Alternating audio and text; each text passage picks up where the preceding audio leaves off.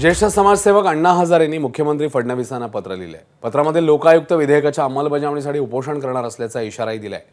30 जानेवारी 2026 पासून राळेगण स्थितीतल्या यादवबाबा मंदिरात अण्णा हजारे उपोषण करणार आहेत। विधानसभा आणि विधान परिषदेत विधेयक मंजूर होऊनही अंमलबजावणी होत नाहीये, त्यामुळे अण्णा हजारेंनी उपोषणाचा निर्णय घेतलाय।